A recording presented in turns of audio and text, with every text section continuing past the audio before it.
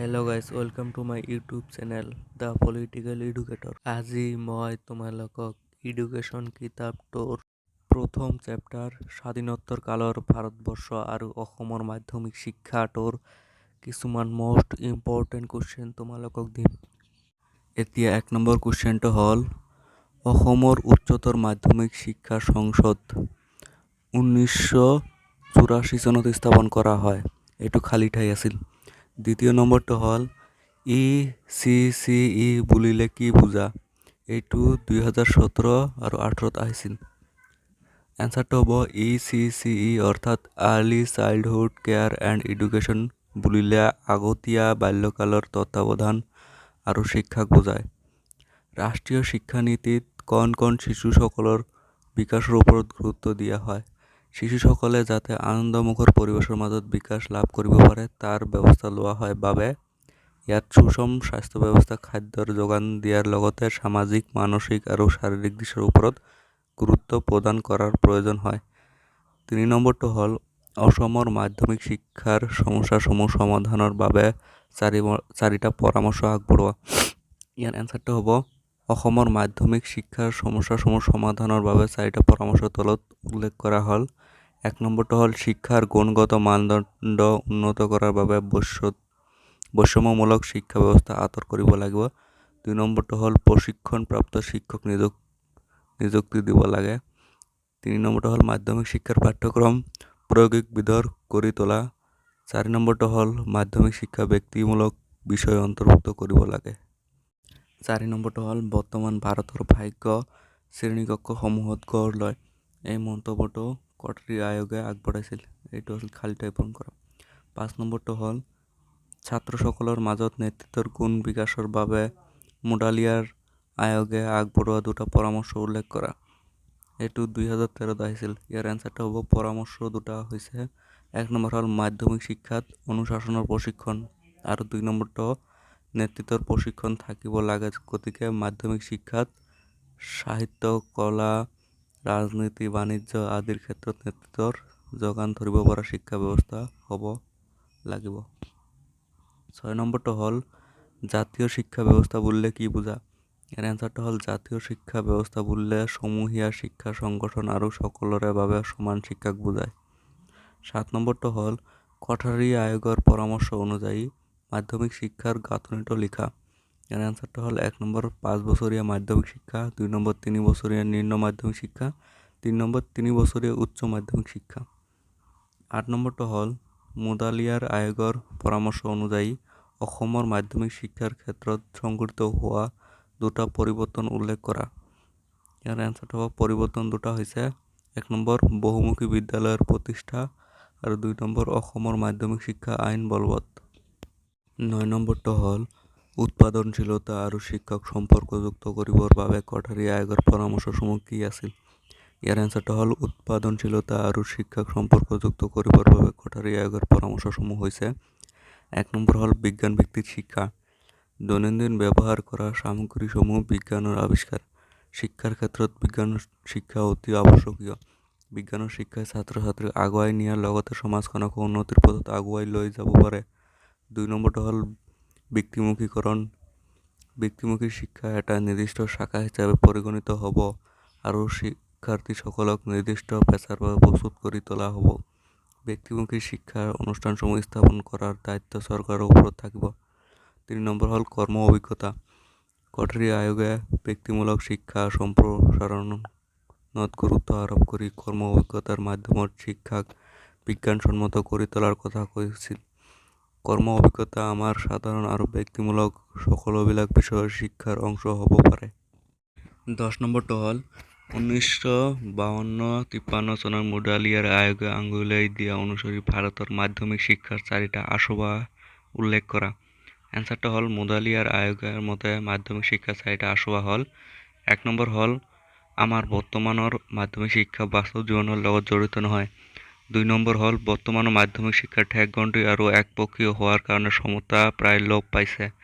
3 নম্বৰটো হ'ল শ্ৰেণীসমূহত ছাত্ৰ ছাত্ৰীৰ সংখ্যা প্ৰয়োজনতকৈ অধিক হোৱা বাবে শিক্ষক আৰু ছাত্ৰৰ মাজৰ পাৰস্পৰিক নিবিড় সম্বন্ধ ৰক্ষা কৰাত কঠিন হৈ পৰিছে। 4 নম্বৰটো হ'ল মাধ্যমিক শিক্ষাত পৰীক্ষাৰ হেঁচা বৰ বেছি আৰু পৰীক্ষা ব্যৱস্থাও ত্ৰুটিপূৰ্ণ। 11 নম্বৰ কুৱেশ্যনটো হ'ল অসমৰ প্ৰথমখন মাধ্যমিক স্কুলৰ নাম গুৱাহাটী ছেমিনাৰী স্কুল আছিল। এইটো আছিল খালী ঠাই পূৰণ কৰা। 12 নম্বৰটো হ'ল মাধ্যমিক শিক্ষাৰ লক্ষ্য হিচাপে ব্যক্তিমূলক যোগ্যতা বিকাশ সম্পৰ্কে মোডালিৰ আয়োগৰ পৰামৰ্শ কি আছিল? ইয়াৰ এনচাৰটো হ'ল মাধ্যমিক শিক্ষাৰ লক্ষ্য হিচাপে ব্যক্তিমূলক যোগ্যতাৰ বিকাশ সম্পৰ্কে মোডালিৰ আয়োগৰ পৰামৰ্শসমূহ তলত উল্লেখ কৰা হ'ল। 1 নম্বৰ হ'ল ছাত্ৰ ছাত্ৰীসকলে কামৰ স্বৰূপত নাভাবি তাৰ প্ৰতি মনত সন্মানৰ ভাৱ গঢ় দি তুলিব লাগে। মাধ্যমিক শিক্ষাৰ যোগেদি এক কৰ্মৰ মনোভাৱ গঢ় দি তুলিব লাগিব। 2 নম্বৰ হ'ল শিক্ষাৰ মাধ্যমিক পৰ্যায়ৰ পাঠ্যসূচী বিভাজিত কৰি সৰহ সংখ্যক ছাত্ৰক কৃষি, কাৰিকৰী, বাণিজ্য আৰু আন ব্যৱহাৰিক পাঠ্যসূচীত প্ৰশিক্ষণ দিয়া। 13 নম্বৰটো হ'ল অসমৰ বহুমুখী মাধ্যমিক বিদ্যালয়সমূহ মোডালিৰ আয়োগৰ পৰামৰ্শৰ ভিত্তিত প্ৰতিষ্ঠা কৰা হৈছিল। খালী ঠাই পূৰণ কৰা এইটো। 14 নম্বৰটো হ'ল মাধ্যমিক শিক্ষা আইন অসম 1961 দ্বাৰা প্ৰদত্ত অসম মাধ্যমিক শিক্ষা বৰ্ডৰ 4টা কাৰ্য উল্লেখ কৰা। এনচাৰটো হ'ল মাধ্যমিক শিক্ষা আইন অসম 1961 চনৰ দ্বাৰা প্ৰদত্ত অসমৰ মাধ্যমিক শিক্ষা বৰ্ডৰ 4টা কাৰ্য হ'ল 1 নম্বৰ হ'ল এই আইন সমগ্ৰ অসমতে বলবৎ হ'ব। 2 নম্বৰ হ'ল অসম চৰকাৰৰ দ্বাৰা স্বীকৃত সকলোবোৰ মাধ্যমিক স্কুলক বিশ্ববিদ্যালয় অথবা আন কোনো বৰ্ডে নিয়ন্ত্ৰণ কৰিব নোৱাৰিব। 3 নম্বৰ হ'ল চৰকাৰে বিশেষ জাননীৰ জৰিয়তে মাধ্যমিক শিক্ষাৰ নিয়ন্ত্ৰণ, পৰিচালনা আৰু উন্নীতকৰণৰ অৰ্থে মাধ্যমিক শিক্ষা বৰ্ড নামেৰে এখন বৰ্ড স্থাপন কৰিব। 4 নম্বৰ হ'ল এই বৰ্ডৰ সচিবগৰাকী চৰকাৰে নিয়োগ কৰিব। 15 নম্বৰটো হ'ল মাধ্যমিক শিক্ষাৰ সংগঠন সম্পৰ্কে কোঠাৰী আয়োগৰ আগবঢ়োৱা পৰামৰ্শসমূহ চমুকৈ লিখা। ইয়াৰ এনচাৰটো হ'ল মাধ্যমিক শিক্ষাৰ সংগঠন সম্পৰ্কে কোঠাৰী আয়োগে আগবঢ়োৱা পৰামৰ্শসমূহ হ'ল 1 নম্বৰ হ'ল মাধ্যমিক স্তৰলৈ প্ৰথম 10 বছৰীয়া শিক্ষাৰ কোনো পৃথকীকৰণ নকৰাকৈ সাধাৰণ শিক্ষাৰ পাঠ্যক্ৰম প্ৰদান কৰিব। 2 নম্বৰ হ'ল যিবিলাক বিদ্যালয়ত সম্ভৱতঃ মাধ্যমিক শিক্ষা বহুমুখীকৰণ কৰিব লাগে। 3 নম্বৰ হ'ল মাধ্যমিক পৰ্যায়ত ছাত্ৰ ছাত্ৰীসকলক নেতৃত্ব শিক্ষা দিব লাগে। 4 নম্বৰ হ'ল মাধ্যমিক শিক্ষাৰ সময়সূচী বঢ়াব লাগে।